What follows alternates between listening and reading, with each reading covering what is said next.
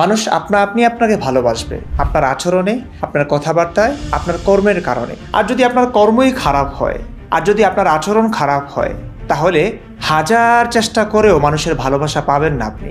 টাকা দিয়ে ভালোবাসা হয় না, জোর করে ভালোবাসা হয় না, তরবারির ভয় দেখিয়েও ভালোবাসা হয় না ভাই। ব্যাপারটা একটু বোঝার চেষ্টা করুন। নবী বলে গেছেন নবীকে ভালোবাসতে হবে। কার চাইতে বেশি? নিজের চাইতে বেশি, সমস্ত মানুষের চাইতে বেশি, পিতামাতা থেকে বেশি, সন্তানাদির চাইতে বেশি। আসসালামু আলাইকুম রহমতুল্লাহ বারাকাতুহু। জানি আপনারা ভালো নেই। আপনারা বলতে যারা সুস্থ মস্তিষ্কের মানুষ আছেন, যারা মানুষ আছেন বাংলাদেশে এবং পুরো পৃথিবীতে ছড়িয়ে যারা আছেন, জানি বাংলাদেশের যে অবস্থা যাচ্ছে, যে ঘটনাগুলো আমরা দেখতে পাচ্ছি, যে দৃশ্যগুলো আমাদের চোখের সামনে ভেসে আসছে সোশ্যাল মিডিয়ার মাধ্যমে, এসব দেখার পর কোনো সুস্থ মস্তিষ্কের মানুষ মনে হয় না ভালো থাকতে পারে। আমিও ভালো নেই, জানি আপনারাও ভালো নেই। খুবই দুঃখ ভারাক্রান্ত হৃদয়ে আপনাদের সামনে উপস্থিত হয়েছে কিছু কথা বলার জন্য। একটা ছেলে, তার কাছে ভালো লাগার একজন মানুষ, আসাদ নূর হোক আর যেই হোক না কেন, এই ঘটনায় আসাদ নূর, তাকে ভালো লেগেছে, তাকে ভালোবাসে সে, এটা তার অধিকার। কেন ভালোবাসে, কেন তার কাছে ভালো লাগে আসাদ নূরকে, সেটা একান্তই তার ব্যাপার। ভালো লাগে বলে, ভালোবাসে বলে তার জন্মদিবস উপলক্ষে, আসাদ ভাইয়ের জন্মদিবস উপলক্ষে সে অভ্যর্থনা জানিয়েছে, শুভকামনা জানিয়েছে একটা ছবি দিয়ে। 2017 সালের একটি ছবি, বিড়ি টানা ছবি। এই আসাদ ভাই, আমি ব্যক্তিগতভাবে তাকে চিনি এবং জানি যে তিনি বিড়ি সিগারেট এগুলো কিছুই খান না। কিন্তু তিনি একটা পোস্ট করেছেন 2017 সালে, যেখানে তিনি লিখেছেন, দেখুন পোস্টটাও কিন্তু যথেষ্ট যৌক্তিক। ইসলামপন্থীরা দাবি করেন যে বিসমিল্লাহ বলে বিষ খেলেও নাকি সেই বিষ পানি হয়ে যায়। অপরদিকে ধূমপান মানেই বিষ পান। বিসমিল্লাহ বলে সিগারেট খেলে কি হয় সেটা তবে পরীক্ষা করে দেখা যাক। যুক্তিবাদী মানুষ হিসেবে, একজন নাস্তিক হিসেবে তিনি এটা বলতেই পারেন এবং এই ছবি পোস্ট করতেই পারেন এবং এই ছবি একজন মানুষের কাছে ভালো লাগতেই পারে, যে কোনো কারণেই হোক। তিনি এই ছবিটি দিয়ে আসাদ ভাইকে উইশ করেছেন জন্মদিবস উপলক্ষে। ব্যাস, এটুকুই অপরাধ। এই অপরাধের কারণে একটা মানুষকে মারতে গেছে কিছু মানুষ, তাকে বেধড়ক মেরে অবশেষে পুলিশে দিয়েছে এবং পুলিশও, আমাদের বাংলাদেশে হারে, পুলিশও তাকে জেলে নিয়েছে। কি করবে? আমি জানি তারা নিরুপায়, অসহায়, এদের সঙ্গে আর পেরে উঠছেন না। একটা কথা বলুন তো আপনারা, এই অনুভূতিতে আঘাত শব্দটা, এই বাক্যটা থেকে একটু দূরে থেকে আপনারা একটু এখান থেকে বোঝার চেষ্টা করুন। আমরা এমন এক নবীর উম্মত, যে নবী নিজেকে বলে গেছেন, লা ইউমিনু আহাদুকুম হাত্তা আকুনা আহাব্বা ইলাইহি মিন ওয়ালিদিহি ওয়া ওয়ালাদিহি ওয়ান নাসি আজমাইন। সহিহ বুখারীর হাদিস। তোমাদের কেউ প্রকৃত মুমিন হতে পারবে না যতক্ষণ না আমি তার নিকট তার পিতা, তার সন্তান ও সব মানুষের অপেক্ষা অধিক প্রিয়পাত্র হই। দেখুন, আপনি যদি একজন ভালো, সৎ এবং নীতিবান মানুষ হন, আপনার আচার আচরণ, কথাবার্তা যদি খুব ভালো হয়, তাহলে আপনাকে ঢাকঢোল পিটিয়ে বলতে হবে না যে আমাকে তুমি ভালোবাসো। জোর করে বলতে হয় না, ভালোবাসা জোর করে হয় না। আপনাকে বলতে হবে না তুমি আমাকে ভালোবাসো, তোমার চাইতে বেশি, তোমার সন্তানাদের চাইতে বেশি, তোমার পিতামাতার চাইতে বেশি, পৃথিবীতে যত মানুষ আছে সমস্ত মানুষের চাইতে বেশি আমাকে ভালোবাসো, এটা আর বলতে হবে না। মানুষ আপনি আপনাকে ভালোবাসবে আপনার আচরণে, আপনার কথাবার্তায়, আপনার কর্মের কারণে। আর যদি আপনার কর্মই খারাপ হয়, আর যদি আপনার আচরণ খারাপ হয়, তাহলে হাজার চেষ্টা করেও মানুষের ভালোবাসা পাবেন না আপনি। টাকা দিয়ে ভালোবাসা হয় না, জোর করে ভালোবাসা হয় না, তরবারির ভয় দেখিয়েও ভালোবাসা হয় না ভাই। ব্যাপারটা একটু বোঝার চেষ্টা করুন। নবী বলে গেছেন নবীকে ভালোবাসতে হবে। কার চাইতে বেশি? নিজের চাইতে বেশি, সমস্ত মানুষের চাইতে বেশি, পিতামাতা থেকে বেশি, সন্তানাদির চাইতে বেশি। ভাই, ছোটবেলা থেকে আমার পিতামাতা আমাকে মানুষ করেছেন, অক্লান্ত পরিশ্রম করেছেন আমার বাবা আমাদেরকে মানুষ করবার জন্য, পড়াশোনা করাবার জন্য। সেই বাবা থেকে আমি 1450 বছর আগের একজন মানুষ, তাকে ভালোবাসবো কেন? তিনি যদি সত্যিকার অর্থে নবী হতেন, তার প্রমাণ থাকতে অবশ্যই ভালোবাসতাম। একটা সময় দীর্ঘ জীবন ভালোবেসে এসেছি। কিন্তু আমি যখন যৌক্তিকভাবে বুঝবো, আমি যখন ইসলাম নিয়ে, কোরআন হাদিস নিয়ে ঘাটাঘাটি করে যখন বুঝবো যে না, নবী যে নবী, আল্লাহর পক্ষ থেকে প্রেরিত পুরুষ, এর কোনো প্রমাণ নাই, তিনি শুধুমাত্র একটা কাল্পনিক ক্যারেক্টারকে কেন্দ্র করে তার জীবনে যত অশান্তি সৃষ্টি করে গেছেন, অমুসলিমদেরকে মেরেছেন, তাদের মা বোনদেরকে দাসী বানিয়েছেন, গনিমতের মাল কুড়িয়েছেন, একাধিক বিয়ে করেছেন, দাসী সেক্স করেছেন, গণহত্যা করেছেন, এগুলো যে কতটা স্পষ্ট কথা আমি চ্যালেঞ্জ করছি, বারবার করেছি। শায়েখ আহমদুল্লাহ আজহারি এবং মামুনুল হক সাহেব, আবু তোহা মোহাম্মদ আদনান, বড় বড় যারা সর্বজন বিদিত আলেম বাংলাদেশের, তাদের সঙ্গে আমি বসতে রাজি আছি। এই কথাগুলো যে মিথ্যা না, এগুলো কোরআন হাদিস থেকে আমি প্রমাণ দিব, বারবার বলেছি, কিন্তু বসেননি তারা। এখন কথা হচ্ছে, আপনি যখন ভালো মানুষ হবেন না, আপনার আচরণ যখন এমন হবে খারাপ, অন্য কষ্ট পায়, তখন আপনি জোর করে মানুষের ভালোবাসা কুড়াতে পারবেন না। জোর করে ভালোবাসা হয় না। নবীকে গালি দিয়েছে কেন মানুষ? সেই যুগে এই যুগেও দিচ্ছে, এত ভয়ভীতি উপেক্ষা করেও দিচ্ছে কেন? গালি দিতে ভালো লাগে? নিশ্চয়ই নবী গালি খাওয়ার মতো কাজ করেছেন। হ্যাঁ, কাজ করেছেন, অসংখ্য কাজ করেছেন। তার জীবন জুড়ে যা কাজ ছিল সবই গালি খাওয়ার মতো, যদি ভালো করে বুঝেন আপনি। আমি সম্মান জানাচ্ছি আপনাকে যে আপনি না বুঝে নবীকে ভালোবাসছেন, আমি আপনাকে সম্মান জানাচ্ছি। কিন্তু আপনি কি সম্মান জানাতে পারছেন তাদেরকে যারা নবীকে বুঝে শুনে গালি দিচ্ছে কিংবা সমালোচনা করছে? যৌক্তিক সমালোচনা, যৌক্তিক সমালোচনা কি নিতে পারেন? পারছেন না তো। নবী বলে গেছেন মানসাব্বা নাবিয়ান ফাকতুলু, যে নবীকে গালি দেবে তাকে হত্যা করো। আমাকেও গালি দেয়, অনেক মানুষ ভালোবাসে, অনেক মানুষ গালিও দেয়। আমি সর্বোচ্চ তাদের কাছে বলতে পারি, এক্সপ্লেন করতে পারি আমার কথাগুলো, আমার ব্যথাগুলো, আমি কেন বলছি, আমার মতামতটা আমি ব্যক্ত করতে পারি যে কেন গালি দিচ্ছেন, আপনার গালি দেওয়াটা ভুল, আপনি ভুল বুঝছেন আমাকে, তারপরেও গালি দিচ্ছেন, সমস্যা নেই, আমি তাকে মারতে যাব না। কিন্তু একজন নবী বলে গেছেন মানসাব্বা নাবিয়ান ফাকতুলু, যে নবীকে গালি দেবে তাকে হত্যা করো। সেই ধারাবাহিকতা এখনও হত্যা হচ্ছে, খুন হচ্ছে মানুষ, নিষ্পাপ মানুষগুলো। নবীকে গালি কেন দিবে ভাই? পৃথিবীতে কত ধরনের মানুষ আছে, তাই না? আপনার মতের সঙ্গে আমার মত মিলবে না, আমার মতামতের সঙ্গে আপনার মত মিলবে না, আপনার পথ ও মত ভিন্ন, আমার পথ ও মত ভিন্ন হতে পারে। আমি আপনাকে সম্মান জানাই, আপনি আমাকে সম্মান জানান। যদি সম্মান নাই জানাতে পারেন, হ্যাঁ ঠিক আছে, আপনি গঠনমূলক সমালোচনা করতে পারেন, আমি আপনার গঠনমূলক সমালোচনা করব। এটাই তো হওয়া নিয়ম ছিল, তাই না? কিন্তু যে নবী গালি খাওয়ার মতো অসংখ্য কাজ করেছেন, সেই তিনি বলেছেন যে নবী গালি দেবে তাকে হত্যা করো। ব্যাস, সেটাই হচ্ছে এখন। আরে ভাই, আপনাকে গালি দিয়ে কি মজা? আপনি হয়তো এমন কাজ করেছেন তাই গালি দিচ্ছে, তো গালি দিলে কতল করতে হবে কেন? এটা যদি আল্লাহ পাক বলতেন, আমাদেরকে একটা কথা ছিল যে হ্যাঁ, এই লোকটাকে তোমাদের জন্য নবী বানিয়েছি, এই লোকটার সম্মান কিন্তু তোমরা করো না। এই সব কথাই কিন্তু আমরা নবী থেকে শুনেছি। নবী বলেছেন আমাকে ভালোবাসার সবার চাইতে বেশি, নবী বলেছেন আমাকে যারা ঘৃণা করে, যারা সমালোচনা করে আমার, তাদেরকে হত্যা করো। ব্যাস, এই যে মানুষগুলো কি কারণে আপনি চিন্তা করেন, আমি কি বলবো। দেখুন, একটু বোঝার চেষ্টা করুন এই পোস্টের কারণে তার ভবিষ্যৎ কি হয়েছে। আপনারা একটু দেখুন কি বলছে।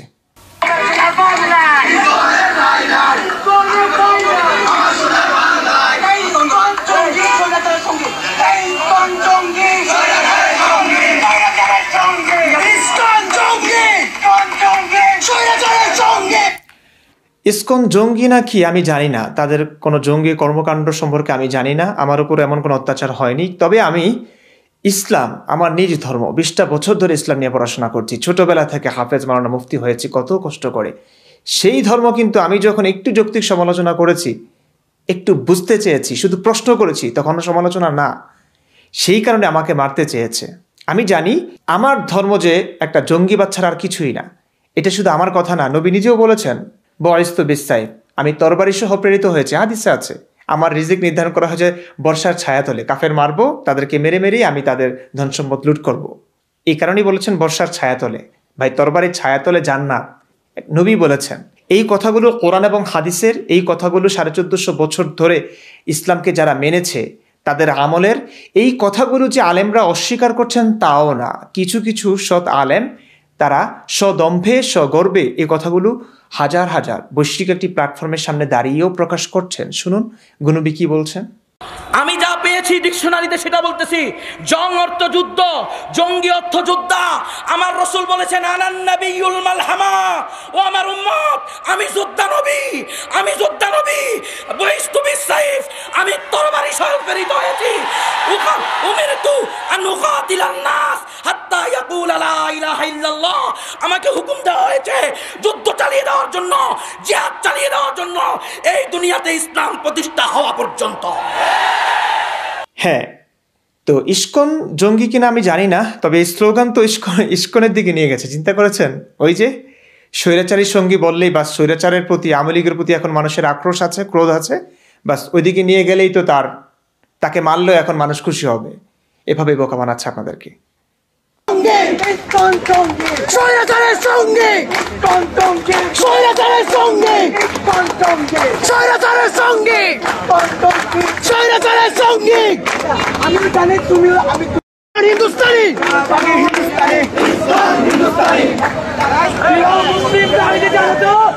আপনারা জানেন আজাদুর নামক এক কুলাঙ্গার সবসময় আমাদের মুসলিম ইসলাম এবং আমাদের নবীকে অপমানজনিত কথা বলে।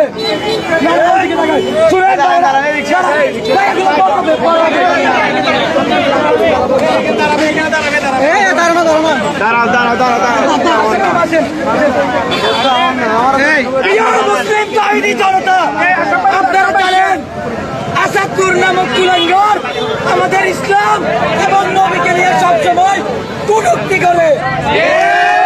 কি কটূক্তি করে আসাদ নূর? কি কটূক্তি?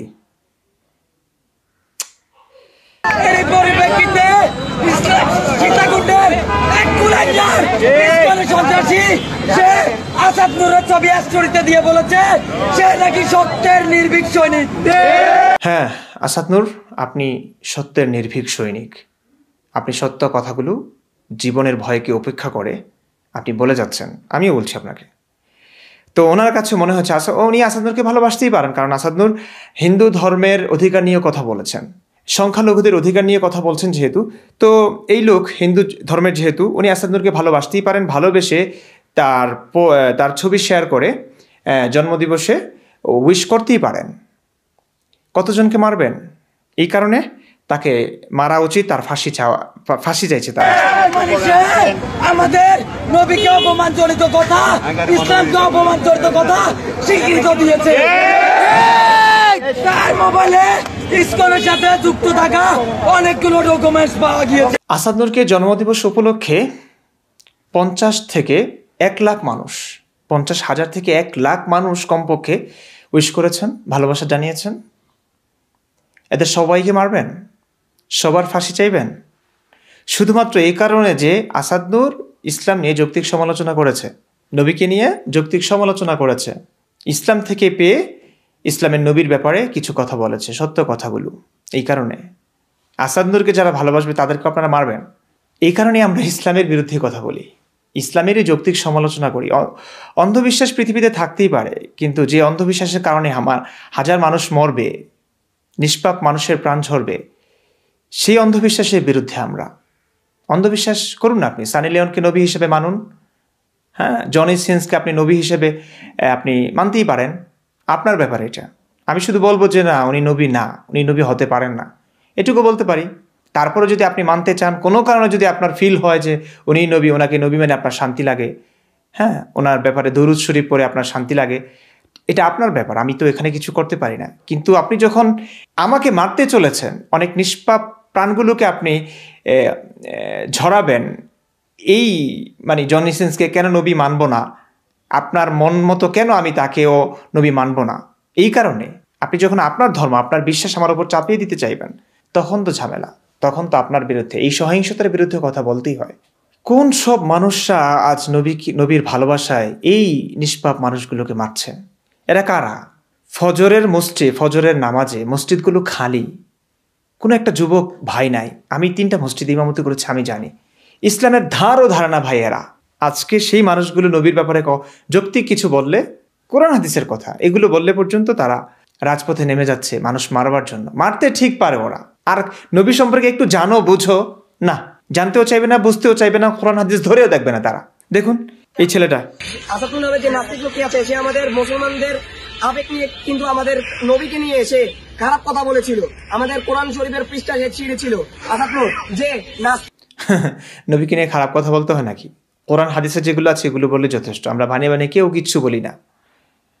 আসাদুল যে নাস্তিক, যে ব্লগ বানায় আমাদের ইসলামের বিরুদ্ধে, আমাদের ইসলামের বিরুদ্ধে কি ইসলাম বিরোধী সে ভিডিও বানায়, সে তার আজ কিন্তু জন্মদিন ছিল, তাকে নিয়ে বিজয় দেবনাথ নামে একটি ছেলে, আমাদের সীতাকুণ্ডের প্রেমতলার হিন্দু একটি ছেলে, যে কিনা আসাদ নূরকে নিয়ে প্রমোট করেছে, আজকে স্টোরি দিয়েছে আসাদ নূরকে নিয়ে, শুভ জন্মদিন ভাই, আপনার কথাগুলো সবসময় সত্যি এবং আমি হচ্ছে আপনার একজন নির্ভীক সৈনিক, এটি বলে সে আসাদ নূরকে প্রমোট করেছে। এবং তার কাছে সত্য লেগেছে তো সে সত্যবাদী বলে তার প্রশংসা করেছে, এতে খারাপ কি করেছে? আচ্ছা, আমি যদি আপনাদের মতো হই, কিংবা ইসলামের বিরুদ্ধবাদী দলটা যদি এমন হয় যে 1450 বছরের আগে যাকে দেখিনি, যার কথাও কখনো শুনিনি, শুধুমাত্র কোরআন হাদিস থেকে তাকে জেনেছি, তাই না?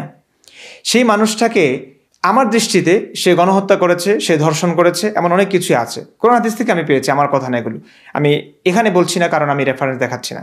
এখন এমন একটা মানুষকে যদি কেউ মানে, তার পূজা করে, তাকে প্রমোট করে, আমার কাছে এটা খারাপ লাগবে, সুস্থ মস্তিষ্কের মানুষের কাছে এটা খারাপ লাগবে।